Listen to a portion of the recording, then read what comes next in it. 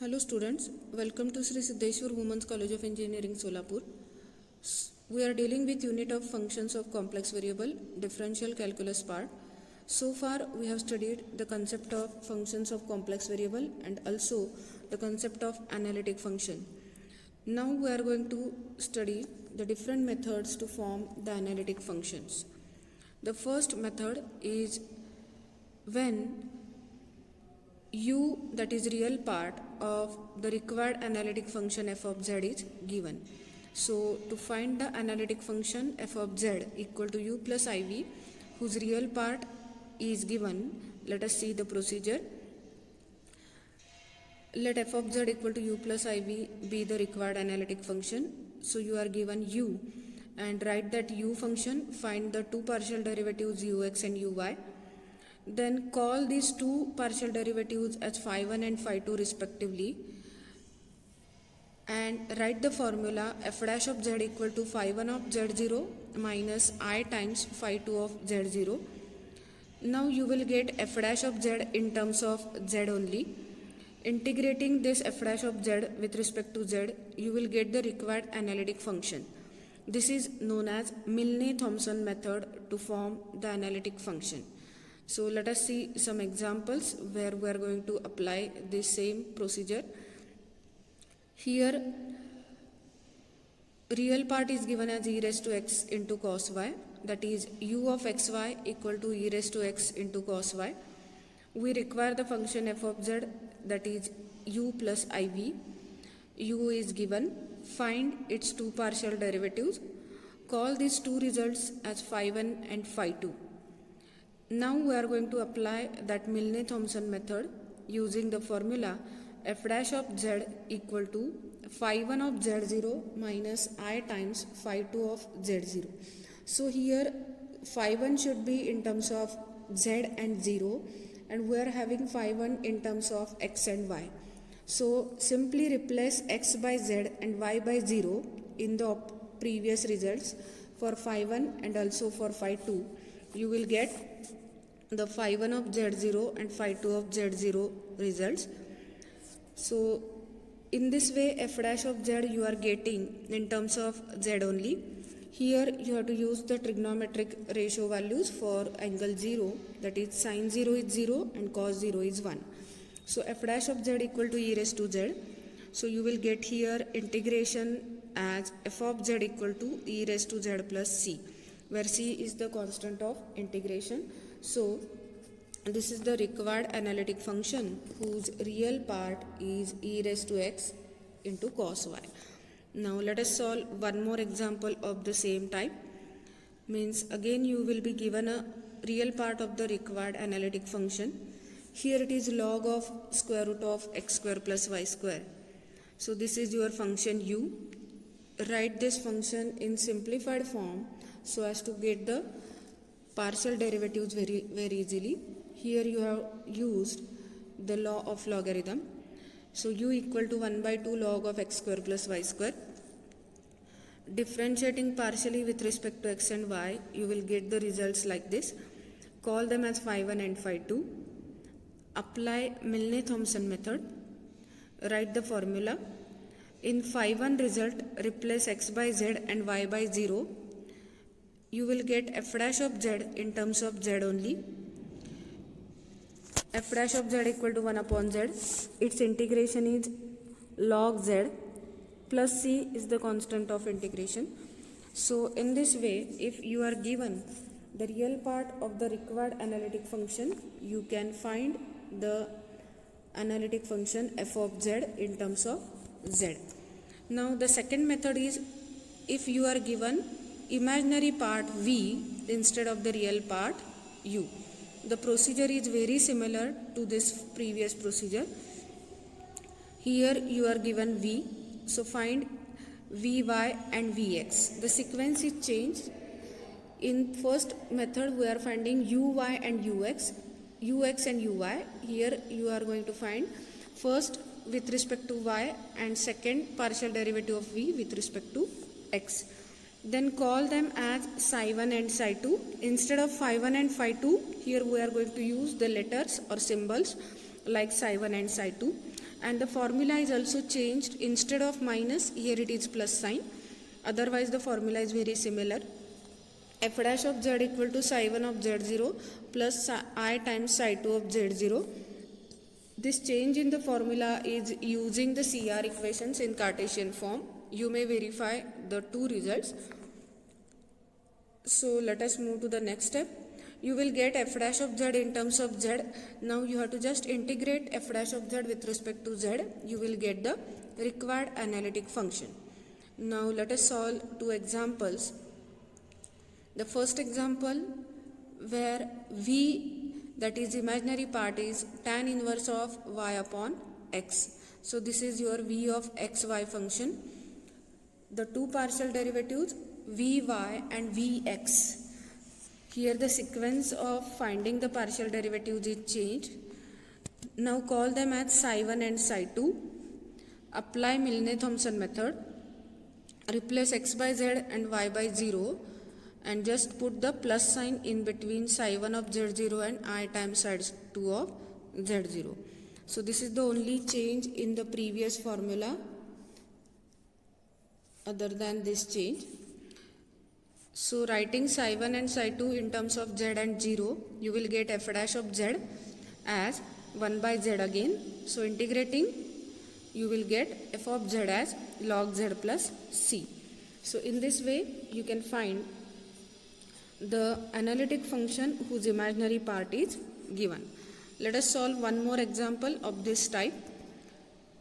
Here v is given as an algebraic function, 2x into x square minus 3y square plus 1 by 2 into bracket x square plus y square plus 3xy.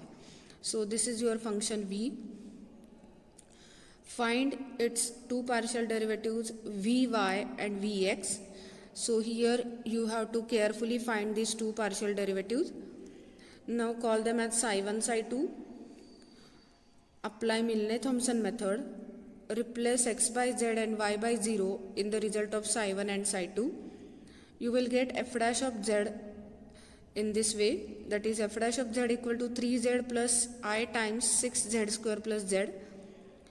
Integrate both the sides with respect to z. You will get f of z equal to 3 by 2 z square plus I times 6 z cube by 3. Z cube by 3 is the integration of z square, and integration of z is z square by 2. Add the constant of integration. Simplifying, we get the required f of z as 3 by 2 z square plus I times 2 z cube plus z square by 2. So you can form the analytic function f of z equal to u plus iv if its imaginary part is given to you. Now there are two more methods to form or to find the analytic function, but those two methods or two different ways are related with the sum or difference of these real and imaginary parts of the required analytic function. So the procedure is somewhat lengthy, not complicated, it's only lengthy method, lengthy procedure. So here we are going to find the analytic function f of z, u plus iv, where u plus v is given to you, that is sum of the real and imaginary part of the required f of z is given to you. So we are going to apply the procedure. This is your required analytic function. Multiply this function by I and also by 1 plus I, or just by multiply here by I, you will get I f of z. Add these two results, you will get 1 plus I f of z, which is having real part as u minus v and imaginary part as u plus v. So out of this real and imaginary part, you will be given here imaginary part u plus v. So we are going to apply the method 2 of forming analytic functions. So first we will call these two functions as some capital U and capital V. So 1 plus I f of z becomes capital U plus I capital V. Here we are given capital V, that is U plus V. So we are going to apply the remaining procedure as in method 2. So find the two partial derivatives Vy and Vx. Then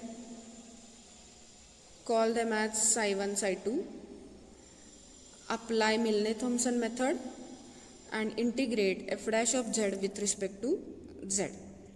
So here we are going to solve only one example where u plus v is given to you and you are asked to find f of z.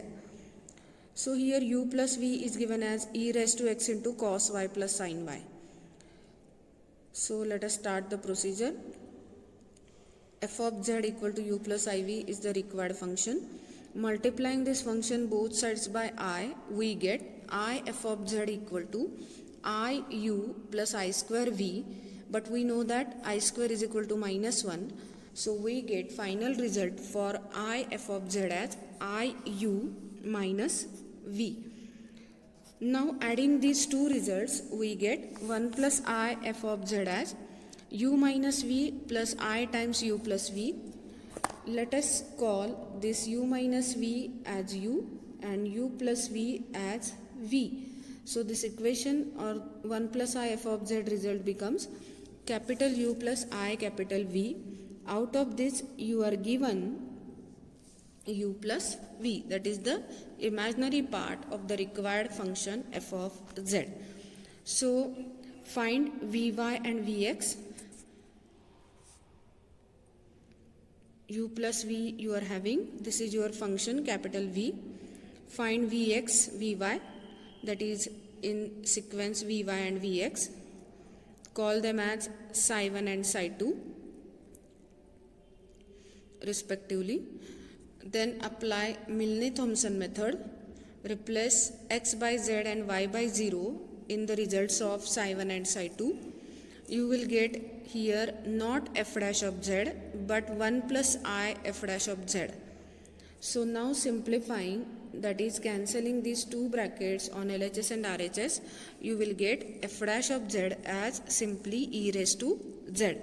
Integrating, you will get the answer for required analytic function f of z equal to e raised to z plus c. So in this way, using this procedure, you can find the analytic function f of z where you are given u plus v, that is sum of real and imaginary part of required analytic function. Now the fourth method is very similar to this method where you will be given the difference of real and imaginary parts, that is you will be given u minus v. So the procedure is very similar to the first method as u minus v is real part of 1 plus I f of z. So capital U will be given part, that is real part is given to you. Apply method 1 for capital U. Find capital Ux and capital Uy. Call them as phi1, phi2. Apply Milne-Thomson method. Replace x by z and y by 0. You will get 1 plus I f dash of z in terms of z. Integrate f dash of z with respect to z. You will get the required analytic function f of z equal to u plus iv. So let us apply this procedure to one example. Here u minus v is given as algebraic function. F of z equal to u plus iv, multiply both sides by I. You will get I f of z as I u minus v. Adding these two results, we get 1 upon I f of z. Replace u minus v by capital U and u plus v by capital V. Then 1 plus I f dash of z is equal to ux minus I uy. So you have to find ux and uy. U is nothing but u minus v. Simplify this function by actual term by term multiplication. Find ux and uy. Call them as phi1, phi2. Now apply Milne-Thomson method. Apply Milne-Thomson method. replace x by z and y by 0. So you will get 1 plus I f dash of z in terms of z. So dividing both sides by 1 plus I, you will get f dash of z. Now multiplying by complex conjugate of denominator 1 plus I, so as to get denominator free from imaginary number, you will get f dash of z as minus I 3z square. Integrating, you will get it as f of z equal to minus I z cube plus c. So in this way, using these 4 different methods, you can form the analytic function as per the given data. So try to solve such type of examples, referring the solved examples and the procedure mentioned in this video. Thank you for listening patiently.